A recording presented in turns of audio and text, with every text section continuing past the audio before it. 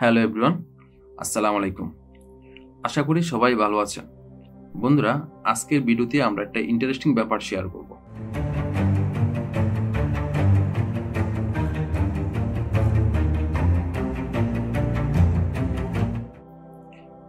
সেই ব্যাপারটি হচ্ছে, আমরা আমাদের কম্পিউটারে অনেক সময় দেখা যায় যে আমরা যখন আমাদের গুগল ক্রোম অথবা ক্রোম ব্রাউজার যখন আমরা ওপেন করি, দেখা যায় কি বেশিরভাগ ক্ষেত্রে অনেক সময় নেয় এটি ওপেন হতে।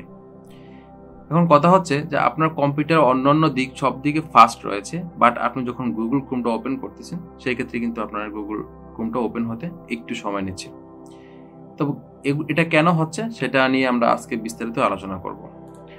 আপনাদের গুগল ক্রোমে কিন্তু অনেক সময় দেখা যায় যে আননেসেসারি কিছু ফাইল ডেটা অনেক কিছু জমা হয়ে থাকে, যেগুলোর কারণে কিন্তু আপনার এই গুগল ক্রোমটা কিন্তু অনেকটা ভারী হয়ে থাকে, যার কারণে আপনি যখন এটাকে ওপেন করেন, ওপেন হতে সেই ডাটাগুলোর প্রসেস হতে অনেক সময়ের প্রয়োজন হয়।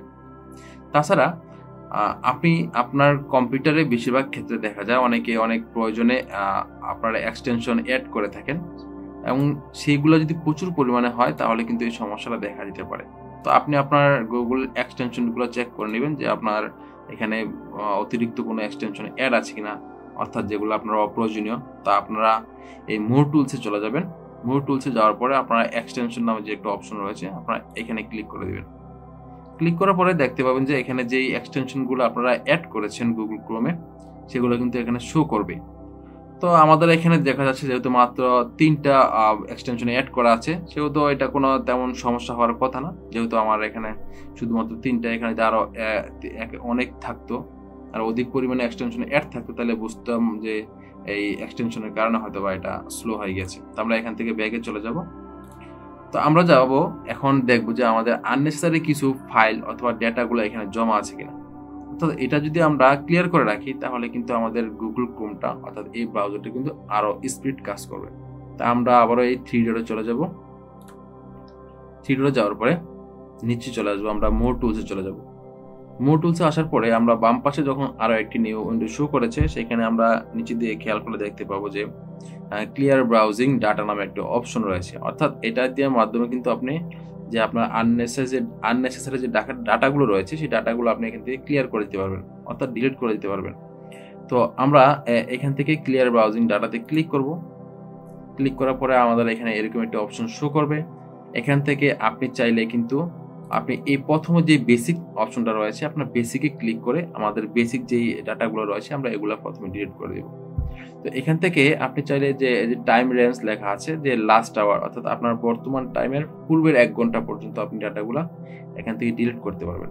তো লাস্ট আওয়ার দিয়ে যদি আপনি এখান থেকে ডাটা ক্লিয়ারের যে অপশনটা রয়েছে আপনি যদি এখানে ক্লিক করেন, তো কিছু সময় পরে দেখবেন যে আপনার এটি ক্লিয়ার হয়ে গেছে, অর্থাৎ আপনার ডাটাগুলো কিন্তু ডিলিট হয়ে গেছে।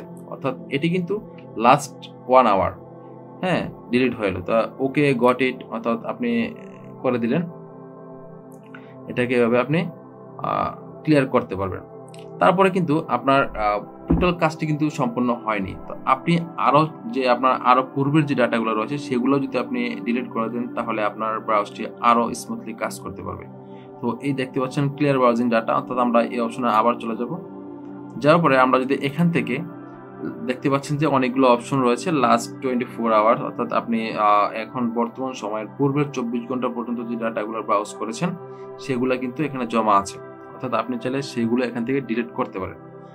আবার চাইলে আপনি লাস্ট 7 ডেজ, অর্থাৎ আপনার পূর্বের 7 দিন পর্যন্ত এখানে জমা আছে যে ফাইলগুলো, সেগুলো আপনি ডিলিট করতে পারবেন, এবং লাস্ট 4 উইকস এবং অল টাইম। তো আমরা এই 7 ডেজ 24 আওয়ার্স এগুলো সিলেক্ট না করে আমরা যদি অল টাইমে সিলেক্ট করে দিই, তাহলে কিন্তু আমাদের লাইফ টাইম, অর্থাৎ আমাদের এই বর্তমান সময়ের পূর্বে যত ডাটা এখানে জমা হয়ে রয়েছে সেগুলো সবগুলো একসাথে চলে যাবে। তো আমরা এখানে অল টাইম দিয়ে ক্লিয়ার ডাটাতে ক্লিক করে দিব। তো এটা হতে একটু সময় লাগবে, কারণ আপনার পূর্বে যদি আপনি বেসিক্যালি সবসময় যদি আপনি এটাকে ক্লিয়ার না রাখেন, তখন কিন্তু অনেক ডাটা এখানে জমা হয়ে থাকে। হ্যাঁ বন্ধুরা, দেখতে পাচ্ছেন এখানে কিন্তু আমাদের যে অল টাইম ডাটাগুলো ক্লিয়ার হয়ে গেছে। আমরা আরেকটু এটাতে ক্লিয়ার করার জন্য ঢুকবো। তো যাওয়ার পরে আমরা দেখতে পাচ্ছেন যে এখানে কিন্তু দুটো অপশন রয়েছে, একটা বেসিক, একটা অ্যাডভান্স। তো আমরা কিন্তু বেসিক লেভেলের যে ডাটাগুলো রয়েছিল আমরা কিন্তু সেগুলাই কিন্তু ডাটা ক্লিয়ার করেছি। আমরা এখন অ্যাডভান্সের যেগুলো রয়েছে আমরা এটাতেও কিন্তু ক্লিয়ার করতে হবে। আমরা অ্যাডভান্সে চলে যাব। এখানেও কিন্তু সেম অবস্থা, অর্থাৎ বেসিকের মতো কিন্তু সেম অপশনগুলো এখানে রয়েছে, লাস্ট আওয়ার অর্থাৎ last 24 hours, last 7 days, last 4 weeks এবং অল টাইম। তো এখানেও আমরা ইন্ডিভিজুয়ালি অল টাইমই সিলেক্ট করে দেব। সিলেক্ট করার পরে কিন্তু আমরা এখান থেকে ক্লিয়ার ডাটাতে ক্লিক করে দিতে পারি। হ্যাঁ, ওকে দেওয়ার পরে কিন্তু এখানে আমাদের যেই আননেসেসারি যে ফাইলগুলো রয়েছিল অর্থাৎ আমাদের অপ্রয়োজনীয় যে ডাটাগুলো রয়েছিল সেগুলো কিন্তু এখান থেকে ক্লিয়ার হয়ে গেছে। এখন মোটামুটি আপনার ব্রাউজটি স্মুথলি কাজ করবে আশা করা যায়। আপনি এখান থেকে যদি ব্যাগে চলে যান, অর্থাৎ আপনি আবার এটাকে কেটে দিন, কেটে দিয়ে আপনি আরও একটি উইন্ডো শো করেন। তো নিউ ট্যাবে যাওয়ার পরে আপনি যদি এই অপশনটি আরও একভাবে আনা যায়, আমি সেই পদ্ধতিটিও আপনাদেরকে দেখিয়ে দিচ্ছি। অর্থাৎ আপনি যদি থ্রি ডটে ক্লিক করেন, থ্রি ডটে ক্লিক করার পরে এখান থেকে যদি আপনি হিস্টোরি নামে যে একটা অপশন রয়েছে, আপনি হিস্টোরিতে যাবেন। হিস্টোরিতে যাওয়ার পরে আপনি এখানে মাউসের কার্সরটি রাখার পরে বাম পাশে কিন্তু আপনার আরও একটি নিউ উইন্ডো শো করবে। সেখান থেকে আপনি এই হিস্টোরি যে অপশনটি রয়েছে আপনি এখানে যদি ক্লিক করেন, এখানে ক্লিক করার পরে আপনার এই যে দেখতে পাচ্ছেন যে এখানে আরো একটি অপশন রয়েছে যে ক্লিয়ার ব্রাউজিং ডাটা, অর্থাৎ এখানে যদি আপনি ক্লিক করেন সেম অপশনটি কিন্তু এখানে কিন্তু আবার শো করেছে। দেখতে পাচ্ছেন ক্লিয়ার ব্রাউজিং ডাটা, অর্থাৎ বেসিক এবং অ্যাডভান্স দুটি অপশনই কিন্তু এখানে শো করেছে। তা আপনি দুটি ভিউয়ার্স আশা করি দুটি অপশনই আপনারা বুঝতে পেরেছেন। তো এখান থেকে আপনার যে অপশনটি আপনার সহজ মনে হবে সেটি আপনি ইউজ করবেন। তো বন্ধুরা, ভিডিওটি কেমন লাগলো আশা করি কমেন্টের মাধ্যমে জানাবেন। আর আপনাদের অনুপ্রেরণা পেলে ইনশাল্লাহ পরবর্তী সময় আরো ভালো ভালো ইনফরমেটিভ ভিডিও মেক করার চেষ্টা করব।